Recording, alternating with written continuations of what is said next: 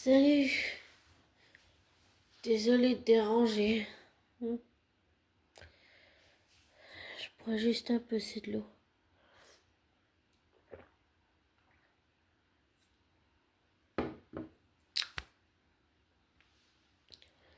J'ai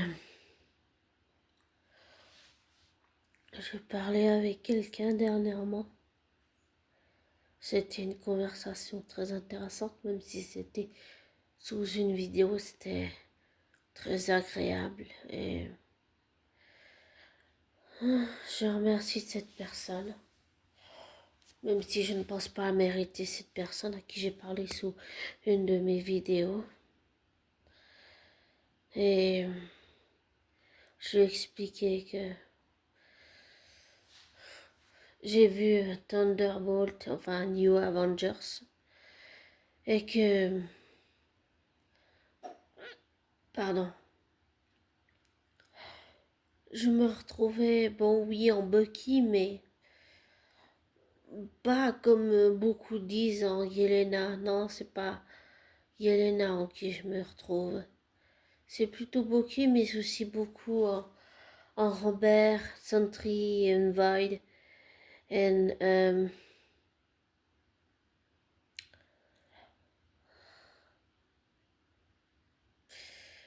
le fait que j'ai compris, j'ai réalisé que le personnage, si c'est qu'un personnage fictif, Robert est en situation de handicap mental parce que la schizophrénie c'est un handicap mental même si il se souvient pas des choses quand une crise se produit. Et j'ai un léger retard mental depuis enfant. Alors, je suis à l'AI où je vis en Suisse et j'ai réalisé que j'étais comme lui. Et ça fait mal de le réaliser. Et je parlais justement avec cette personne sous une de mes vidéos. Elle m'a pas encore répondu, mais je lui disais que nous, les personnes, et je parle que pour moi, j'allais dire, en tant que personne en situation de handicap mental, je n'ai pas besoin et je ne veux pas de l'hypocrisie, ni de la fausseté, ni de la, comment dire, ni le fait d'être pris pour plus conne que je suis, vu que j'ai subi le racisme toute ma vie et que j'ai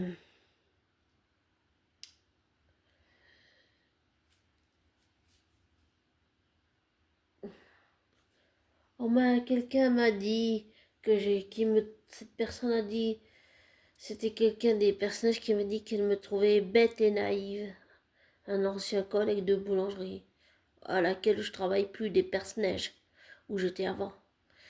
Et il s'en cachait pas et tout, il me l'a dit. Et je sais pas, c'est resté dans ma tête pendant longtemps, longtemps. Et je suis pas du principe que oui, je ne m'aime pas, donc personne ne peut m'aimer, personne ne m'aimera jamais. Ce qui est faux d'ailleurs. Mais je pense encore ça parfois. Et que nous, les personnes en situation de handicap, on n'a pas. Et j'allais dire, désolé si je dis nous, mais faut pas que je parle pour les autres. Alors je veux dire, je pars du principe que je n'ai pas besoin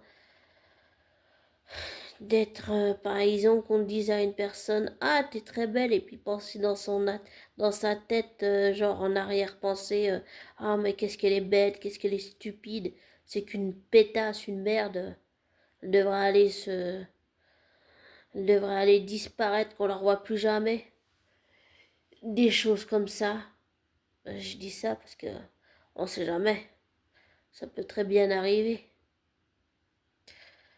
Et parce que j'ai aussi droit souvent à ce genre de remarques. Et puis parce qu'aussi, quand je fais des crises d'énervement avec mon TDDH et le trouble de l'attention, malheureusement, c'est quelque chose que j'ai toujours fait, malheureusement. Le fait de m'insulter de tous les noms, toutes ces choses-là. ce qui n'aide pas.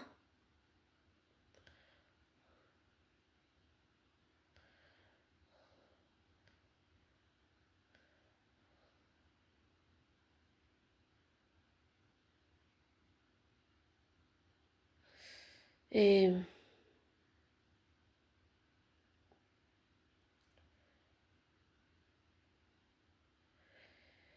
aussi le fait que...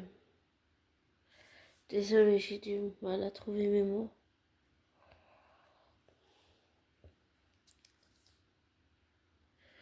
Mais je disais que j'ai pas, comme beaucoup de gens en situation de handicap mental, j'ai pas besoin qu'on me traite différemment ou qu'on me fasse du favoritisme. J'ai besoin qu'on me traite comme n'importe qui de normal et pas faire du favoritisme parce que la personne est en situation de handicap mental ou comme j'ai dit, avoir des arrière-pensées ou des choses comme ça. Ce que je demande, c'est pas de la pitié. J'allais dire ça parce que je vais raconter, je sais même pas si c'est un trait d'horreur, mais c'est plutôt une anecdote. Mais un jour, j'ai dit à une connaissance que j'allais dire que ce n'est pas la personne avec qui j'ai parlé dans les commentaires sous ma vidéo et ce n'est pas quelqu'un de la chaîne ni des abonnés, c'est quelqu'un que j'ai rencontré bon, il y a très très longtemps, je sais plus quand. J'avais dit à cette personne, je crois que j'attendais le bus ici, où j'habite en Suisse, et j'avais dit à cette personne que j'étais au Perce-Neige et en fait son regard, il a changé, c'était une jeune fille, enfin une jeune femme que je connaissais. Et puis en fait cette jeune femme, son regard, au moment où je lui ai dit que j'étais au personnage, son regard, il a changé en une fraction de seconde et je ressentais qu'elle avait pitié et je ne veux pas de la pitié des gens. J'allais dire vulgairement, si c'est pour avoir de la pitié, tu peux aller te faire... ça m'intéresse pas du tout. Voilà. Donc, elle a fait ça et en fait, ça m'a irrité qu'elle ait de la pitié pour moi. Et en fait, je suis partie, j'ai tourné les talons, puis je suis pas revenue. Voilà. Et j'ai pas revu cette personne. Voilà. Ça s'est passé il y a très longtemps, mais c'est quelque chose qui m'a irrité. Donc oui, j'ai toujours eu un problème avec la pitié. J'aime pas que les gens aient pitié. Je préfère que les gens me disent les choses, même si ça doit me faire mal. Je préfère la sincérité à l'hypocrisie, la franchise à la pitié. Voilà. Et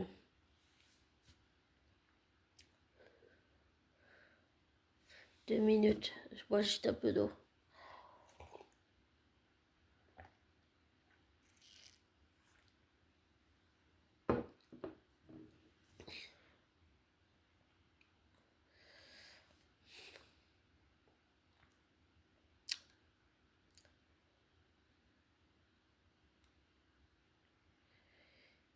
Et donc, je vais aller revoir ce film.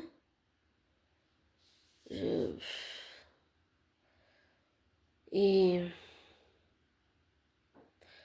je pense, je sais pas si c'est une théorie, mais maintenant qu'on a ces nouveaux Avengers, je veux voir jusqu'où ça va aller. Il faudrait une trilogie pour voir jusqu'où ils vont. Parce que on peut pas introduire un personnage comme ça et puis hop, au revoir, t'es venu aussi vite que t'es disparu. Enfin, c'est pas possible ça. J'ai dit ça parce que j'ai entendu, là on parle du Marvel, mais j'ai entendu une théorie qui dit que Sentry va mourir, mais Il vient à peine d'être introduit dans les Thunderbolt New Avengers. Comment tu peux faire arriver un personnage puis le faire vite à partir comme ça? C'est pas possible ça. Il faut plus de ça, il faut plus de développement. Je veux voir comment il arrivera à maîtriser ses pouvoirs, comment ça va aller avec sa nouvelle famille, comment ils vont gérer ces crises, comment ils vont travailler ensemble. C'est une famille recomposée, c'est Thunderbolts New Avengers. Il faut voir beaucoup plus loin que ça. Donc, j'ai vraiment de voir envie de où ça va. Pour moi, il me faut plus de développement, beaucoup plus pour pouvoir, ben, je sais pas si c'est m'attacher, mais plus voir Robert progresser, plus le fait qu'il arrive à prendre le dessus sur Void ou comme ça. Sentry, j'aimerais bien voir où ça va, tout ça. Voilà. J'en ai vraiment envie.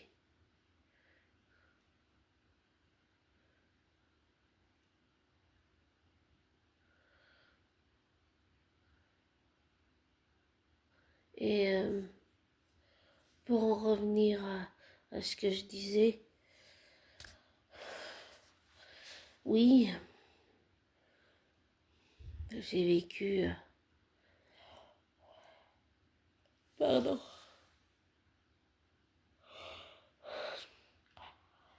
J'ai vécu le fait du racisme, mais aussi, je vais finir avec cette anecdote que je raconte sur le fait d'être en situation de handicap. J'avais, c'est plus un, c'est pas vraiment une anecdote, mais je dirais plutôt un trait d'horreur, une espèce de trait d'horreur un peu choquant. Mais pour dire, en fait, c'était 2 minutes, je sais, c'est juste fatigué.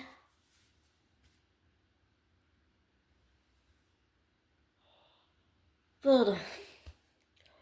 Alors donc, ce trait d'horreur, en fait, enfin pour moi, je le ressens comme ça. En fait, j'étais donc avec ben, quelqu'un qui était comme moi, mais en situation de handicap mental. En fait, on discutait entre nous, tout, on apprenait, je sais plus, de la télé des personnages ou bien du travail, je sais plus, d'un atelier, et ou je sais plus quoi.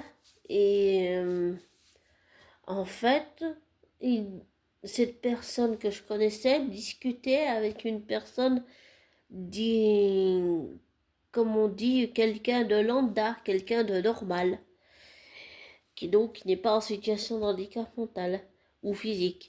Et en fait, il y a la personne qui discutait, la personne normale, lambda, qui discutait avec la personne que je connaissais, qui était comme moi, en situation de handicap mental.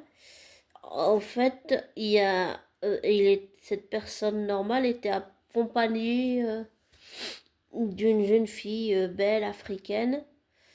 Et puis, bon, le bus s'est arrêté à la place Puri de Neuchâtel, là. Et quand le bus s'est arrêté, juste avant de descendre, la fille africaine qui discutait avec la personne normale, lambda, elle a dit: qu'est-ce que tu veux faire avec c'est des handicapés.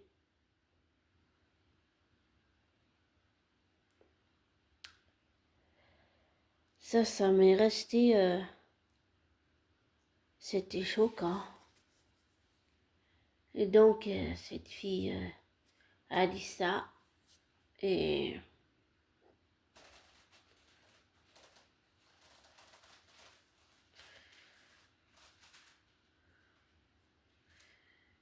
ça m'a glacé le sang. Ah, il y a un autre chaton qui est sorti. Oh. Oui, mon bébé. Oui. Oh, santé. Santé.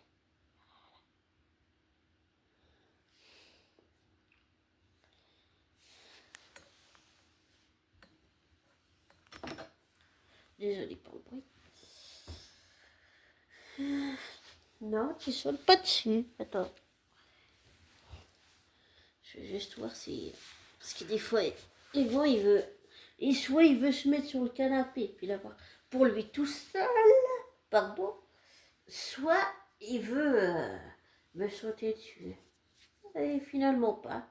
Là, je l'ai dans les bras. Tout va bien. Oh. Il ronronne. Il est trop mignon. Oh, mon chaton. Enfin, donc, cette fille a dit... elle a dit, qu'est-ce que tu veux faire avec? C'est des handicapés. Et donc, ben, ça m'a glacé le sang et surtout, ça m'a choqué, voilà. Et je suis restée sans voix.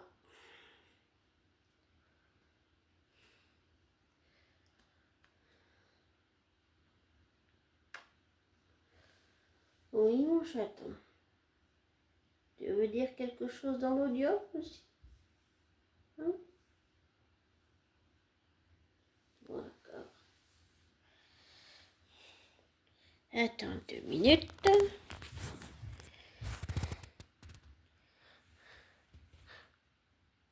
Un petit coucou? Non? Bon, d'accord.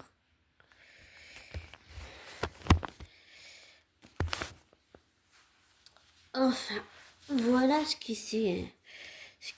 s'est passé, disons, avec cette anecdote.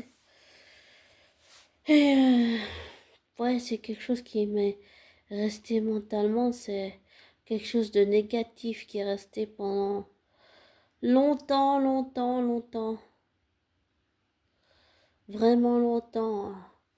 Et j'ai réalisé que ça... Je pensais pas que c'était quelque chose qui était resté inconsciemment, je m'en suis pas rendu compte. Mais maintenant, des années après, oui. Mais sur le moment, tu te rends pas compte que c'est quelque chose qui reste gravé dans ta tête.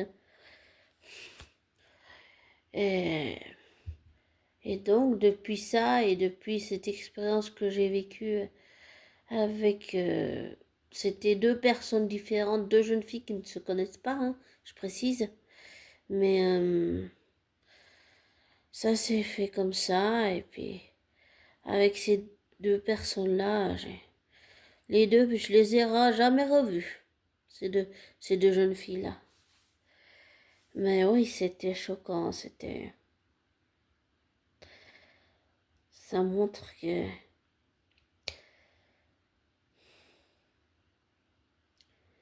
Avoir des préjugés, c'est pas bon non plus. Mais avoir de la pitié parce qu'il y a une personne en face de toi qui est en situation de handicap mental ou physique, ça n'aide pas non plus. Je préfère la franchise que la pitié, même si ça doit me faire mal. C'est important d'être franc, même si ça peut faire mal. Et c'est pour ça, dernièrement, que je parlais de mon meilleur ami qui est informaticien. Lui, c'est quelqu'un qui te dira toujours les choses, pas telles que tu veux les voir ou tu veux les entendre, mais telles qu'elles sont. Et même si ça fait mal, il te les dira sans langue de bois. J'adore. J'adore sa façon de voir les choses. C'est vraiment réaliste, même si ça me plaît pas toujours. C'est quelqu'un qui est très réaliste, qui a les pieds sur terre, mon meilleur ami. Et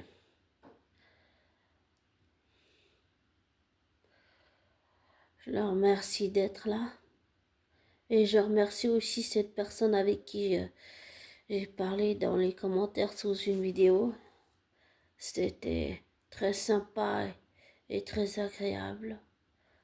Et c'est pour ça que je lui demandais justement dans mes commentaires, je lui disais que tout ce que je demandais en tant que personne comme Sentry Void un Robert, d'être traité comme quelqu'un de normal, et je disais, est-ce que c'est la mer à boire? Est-ce que c'est trop demander aux gens, comme on dit, entre guillemets, normal et lambda, de traiter une personne en situation de handicap mental, de la traiter normalement et pas différemment, pas en faisant du favoritisme, mais en la traitant comme n'importe qui d'autre. C'est ça que je demande. Est-ce que c'est trop demandé? Est-ce que c'est trop demandé? D'avoir de la franchise, pas de la pitié, seulement de la franchise. Même si ça doit faire mal. C'est mieux la franchise que la pitié. C'est mieux la compassion et l'humanité que la pitié. C'est mieux d'être traité comme n'importe qui que d'avoir du favoritisme parce que tu es en situation de handicap. Voilà ce que je crois. Comme toujours, ne prends pas pour argent comptant ce que je te dis. Ne te laisse pas influencer par moi. Fais tes recherches, tes vérifications. Tire-en tes propres conclusions. Et je te souhaite une belle fin de week-end et un beau et joli début de semaine.